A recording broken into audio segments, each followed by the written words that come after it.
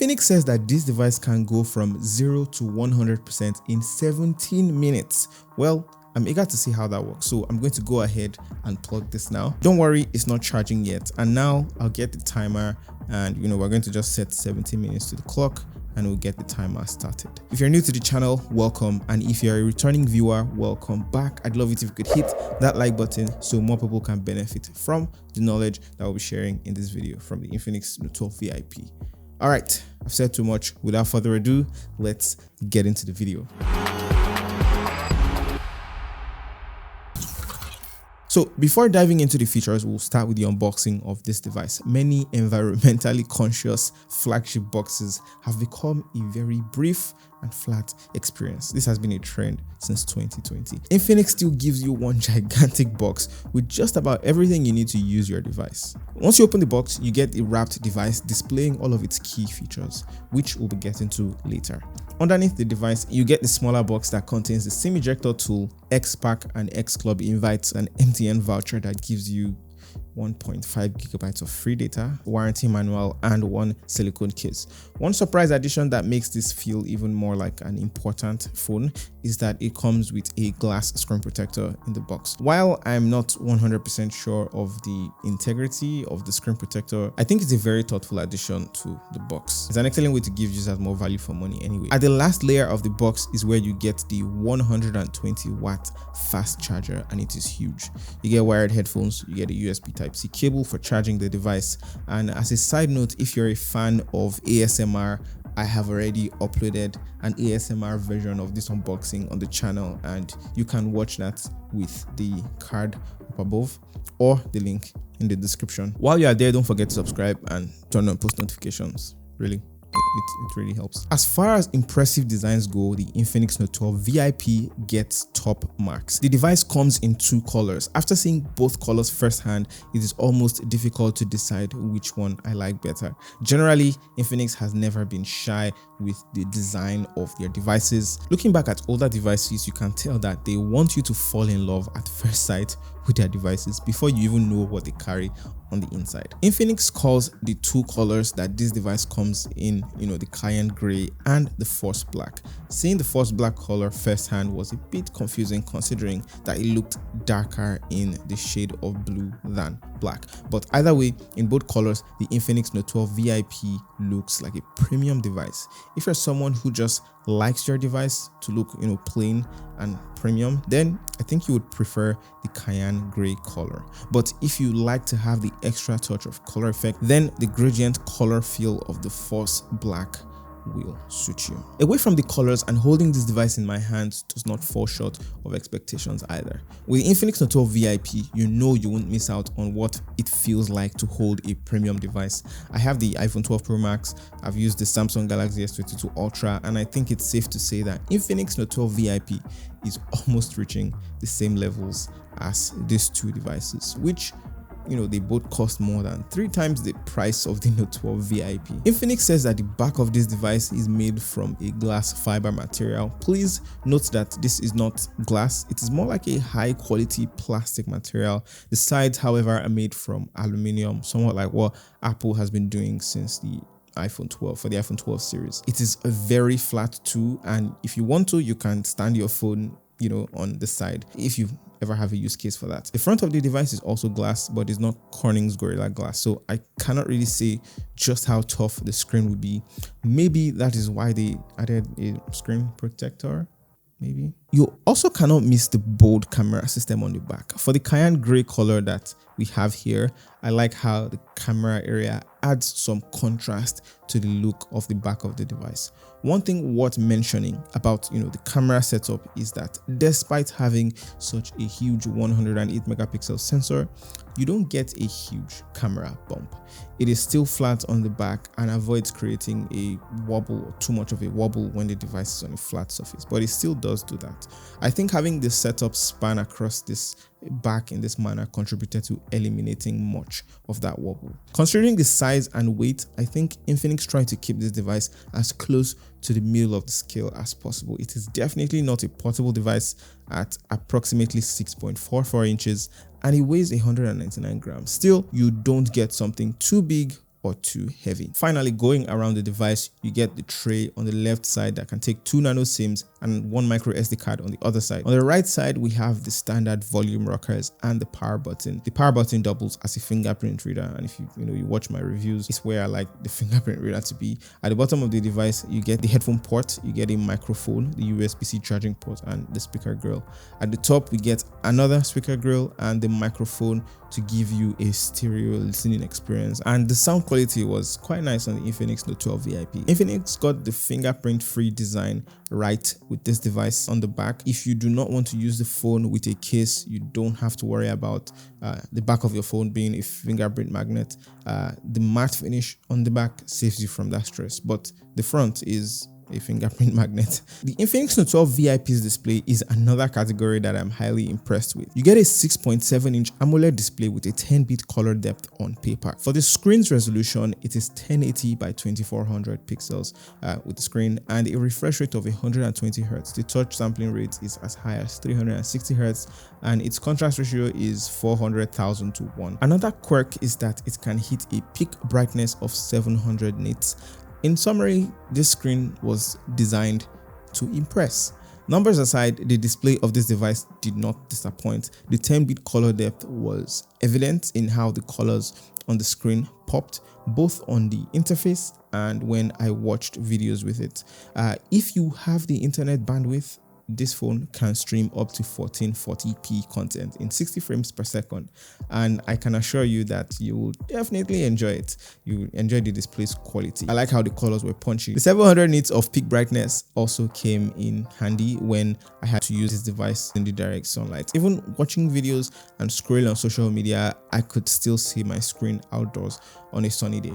And in this Lagos sun, this is definitely an essential factor. I think it's also worth mentioning that it gets pretty dark too. When you combine the dark theme with the minimum brightness on this device, you will also be comfortable using this phone in the dark, and it can save you some battery. Now here's where it gets tough. The Infinix Note 12 VIP is powered by MediaTek's Helio G96 chipset. As for RAM and storage, you get the base of 8 gigs of RAM and 256 gigs of internal storage. Additionally, you can expand your RAM capacity by up to 5 gigabytes to give you 13 gigabytes of RAM. If you need more storage space, you can get an external micro SD card that can take up to 2 terabytes of capacity. You also get all of the optimization features that comes with Google's latest Android 12 and Infinix's XOS 10.6. The Helio G96 processor in this device is the same as what you will find on most mid-range devices that have come out this year. It is also the same chipset that Infinix fit in the Note 11 series from last year. On the one hand, there is no denying that it's a very capable chipset. However, it's a little bit difficult to shake the feeling that an upgraded chipset would have been better or would have been ideal for this device. All of that aside, I did not have any performance issues while using this device. I use this as my main daily driver for a couple of days and I have no complaints about its performance for regular daily usage. Pushing the performance features of this device a little bit further in the gaming department, this is where things got interesting. Infinix says that this device is a monster game kit. This is somewhat explained in the several little optimizations like the X-Arena Dial-Link 2.0, which has been added to aid your gaming experience. I wouldn't say this is the optimal gaming experience.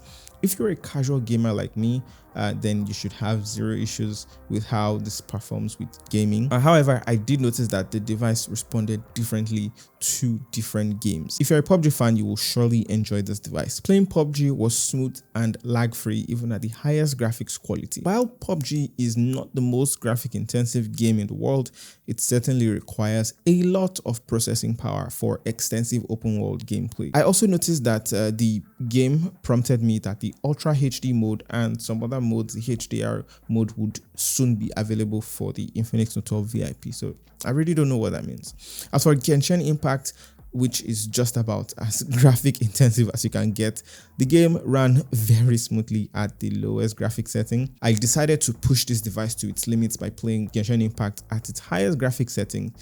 While the game alerted me that I was of course overclocking the device, I was shocked that the game was able to run pretty okay at the highest levels of graphics but I started to see some lagging and it wasn't so nice. However, the motion was still smooth up until it began to drop some frames, and the lagging just became more and more, and the game was almost unplayable. One thing that is also worth mentioning is that the device started getting a little warm after some minutes of gaming. I noticed this especially while playing Genshin Impact, specifically this game. I think it's too heavy. Infinix says that it has built a 9-layer graphene cooling system into this device.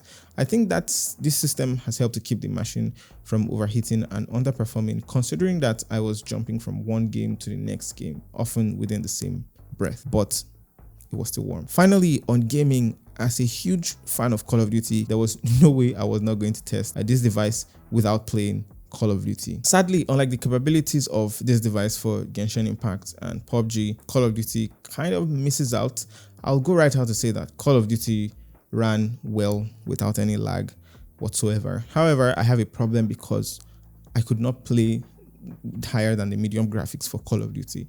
While the bright and colorful display compensates for the shortcomings, if you're a Call of Duty elitist, this might bother you a little that you can't play in the higher graphic settings. You are stuck with that medium setting. This device has about everything you could need as an everyday user, and even if you push this device with multitasking, gaming, I think it still holds up nicely. I do not believe the few drawbacks would be enough to write it off completely in the performance department just yet. All right, our 17-minute timer is about rounding up in 5, 4, 3, 2, 1. Moment of truth. So I'm going to put the phone on and we'll see the battery percentage.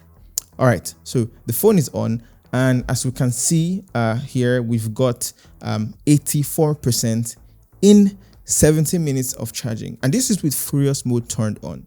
While this isn't as advertised, it's still quite impressive to see, and it's the fastest charging device we've had in the studio. All right, we tested it further, and it took only 3 minutes and 28 seconds extra to get this phone to 100%. So what does this mean? Basically, in total, you should get to that 100% mark in 20 minutes and 28 seconds on average, from 0 to 100% in 20 minutes. Comment below what you think of this charging speed, by the way. The Infinix Note 12 VIP comes with a 4500 mAh battery, and I was pretty impressed with how this battery performed when I had the device. On one occasion, I timed my gaming session. After 30 minutes of gaming, just about 1% of the battery was deducted. I found that to be absolutely amazing. Using the Infinix Note 12 VIP as my main driver for a couple of days, running social media apps, gaming, constantly texting and streaming content on YouTube, Netflix, all of that.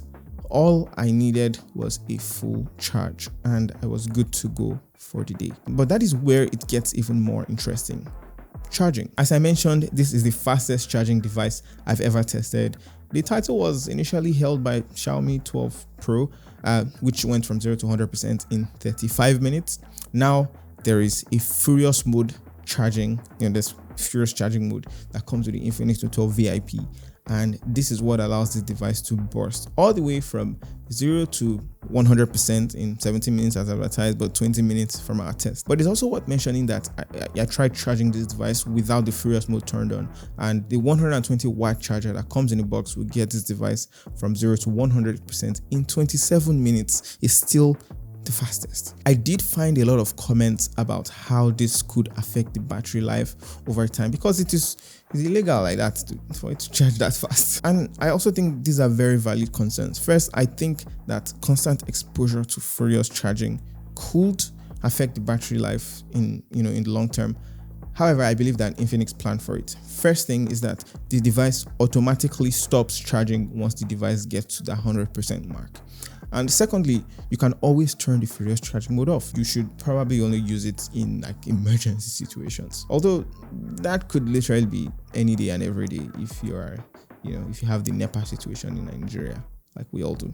All right, so we've said a lot of things. Let's talk about the camera. On the front of the Infinix Note 12 VIP, we've got a 16 megapixel wide camera. We've also got a really bright dual LED flash for selfie videos and photos. The highest video resolution you will get on the front of the camera is a 2K resolution. For the rear side of the phone, we've got 3 cameras here. A huge 108 megapixel sensor is accompanied by face detection autofocus and even laser autofocus. You've also got a 13 megapixel ultra wide camera and a 2 megapixel depth sensor to help with portrait mode. Something else to take note on, on the back of the phone is that the quad LED flash is quite bright. It's like very bright. We're getting into the picture quality side of things now. We'll start with the selfie quality. It is not overly saturated and it looks sharp. I also tried portrait mode and I think Infinix has improved significantly in these aspects. One thing I could tell here is that the cameras are now much better and aren't as overexposed as they used to be. It's important to note that to get a good shot, you might need to tap on the screen, drag the slider down so that it will animate with a sundown icon and then lower the exposure. With the rear camera, you get some quality, but you must also watch out for exposure again by dragging that slider down. I like how skin tones are represented here.